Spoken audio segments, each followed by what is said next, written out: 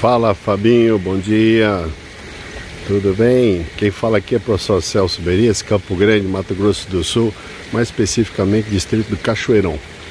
A minha dúvida é o seguinte, Fabinho, se pensando em recirculação de água, qual o melhor sistema de biofiltragem para a gente poder orientar pequenos produtores, tanto para aquicultores, em se pensando até possivelmente numa aquaponia futuramente. Você entende? Então, a grande pergunta é o seguinte: esse sistema de biofiltragem acaba sendo bastante caro para a gente reproduzir em nível de pequenos produtores. Nessa região tem bastante assentamento. Eu queria um pitaco teu para você nos orientar qual que seria a melhor, mais barato, né? O sistema de biofiltragem mais barato para expandirmos, pelo menos para esses assentamentos, o pessoal comer um peixe da sua própria subsistência. Você entende? Ok, um forte abraço, aguardo tua resposta, amigo. Olá, professor Celso Benites, da Universidade Federal do Mato Grosso do Sul. Obrigado pelo envio da sua pergunta. Pensando em aquicultura familiar ou de subsistência, praticada em sistemas semi-intensivos em tanques elevados, que tipo de mídia de menor custo pode ser utilizada nos biofiltros? Esta é a pergunta do nobre amigo lá do Mato Grosso do Sul. Professor, confesso que sempre teve uma certa resistência da minha parte, pensando em produção doméstica de peixes nesses tipos de sistemas. No entanto, o seu vídeo e a sua abordagem me colocou a pensar a respeito. Realmente, produzir peixes nesse tipo de sistema, pensando em comunidades carentes, realmente pode ser uma boa opção. E o melhor, tem uma resposta bem otimista para lhe dar. Fique ligado.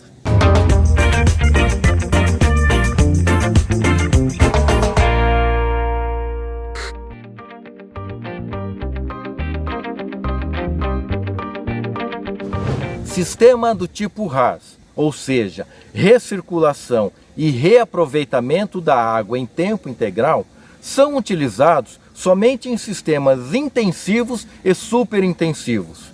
Peixe só se cria onde tem abundância de água.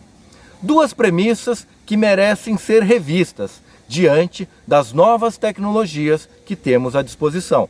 No caso de comunidades onde a disponibilidade de água seja pouca, onde, por exemplo, a única fonte de abastecimento seja um poço do tipo caipira, a produção de peixes, utilizando dos conceitos do tipo RAS, porém de forma semi-intensiva, pode ser algo bastante estratégico. Especialmente se olharmos para o tanque de produção de peixes como um grande reservatório de água de chuva, por exemplo. Um sistema de calhas, captando a chuva que cai no telhado da casa ou de um galpão, pode representar um aporte considerável de água para uma situação como esta.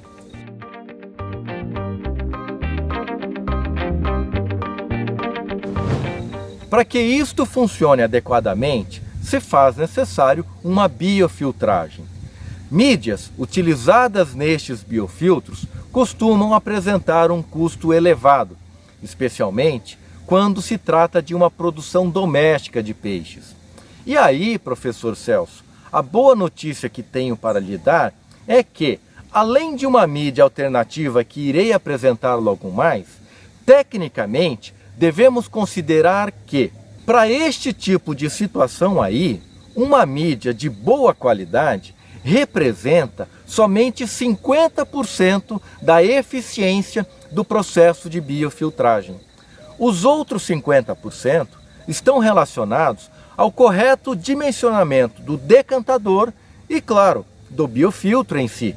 De nada adianta investir em mídia de boa qualidade se alguns princípios básicos da biofiltragem não forem considerados. E que, mesmo sendo básicos, vejo muito projeto que não leva esses princípios em consideração.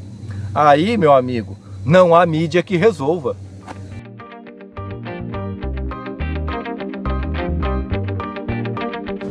Impossível um biofiltro trabalhar de forma eficiente se não houver uma boa decantação dos sólidos.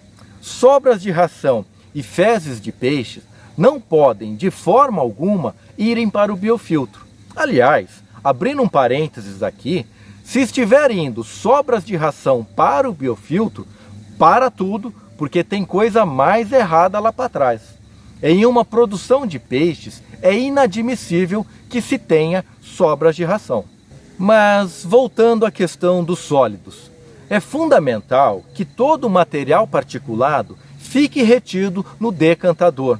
As bactérias benéficas, ou seja, bactérias do bem, que formam uma fina película nas mídias, só possuem a capacidade de quebrar aquilo que encontra-se dissolvido na água, e não estruturas sólidas. Então, é fundamental que a água saia do tanque de produção pelo fundo, entre também pelo fundo no decantador, sendo que a parte que está em cima do decantador, ou seja, com o mínimo de sólidos possíveis, é a que deve ser transferida para o biofiltro.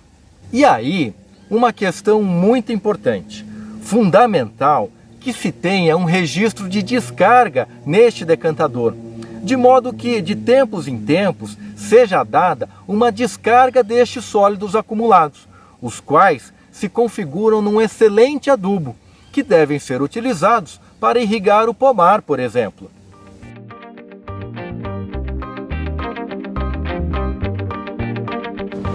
Tão importante quanto a escolha de uma boa mídia é que se tenha boa fluidez da água por essas mídias. As bactérias nitrificantes não possuem braços para capturar a amônia ou nitrito.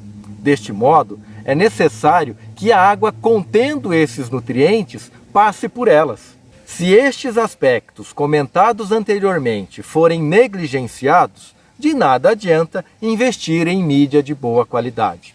Dito isto, vamos então às opções de mídias que temos.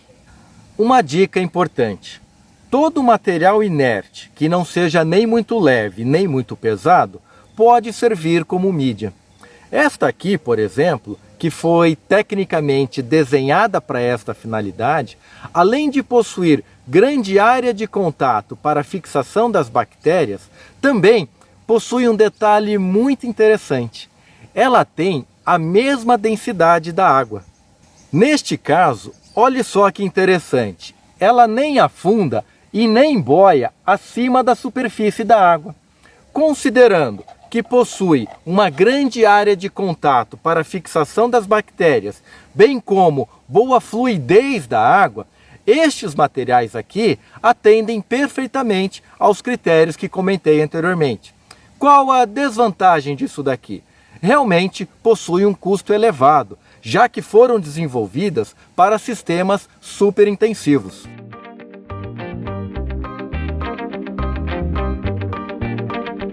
No caso da aquicultura doméstica ou familiar, podemos pensar em materiais alternativos para substituir este tipo de mídia aqui. A primeira opção que temos é a argila expandida. Não possui a mesma eficiência que estas mídias aqui, porém custa bem menos. Uma outra opção é o uso do sombrite, material leve, custa bem menos do que a argila expandida e apresenta grande superfície de contato para a fixação das bactérias. No entanto, tem uma desvantagem: proporciona baixa fluidez da água, devendo ser retirado e lavado periodicamente. Por fim, agora sim, uma dica de praticamente custo zero e que toda a comunidade rural tem: bucha vegetal. Pense num material perfeito para servir como mídia. Inclusive, olhe só que interessante, possui a mesma densidade que a água. Veja que nem afunda e nem boia acima da superfície. E qual a única desvantagem da bucha vegetal? Não é um material inerte, ou seja, entra em decomposição ao longo do tempo. Mas, tendo em abundância e sendo de custo praticamente zero, nada impede que seja substituída ao longo do tempo. Então, fica a dica.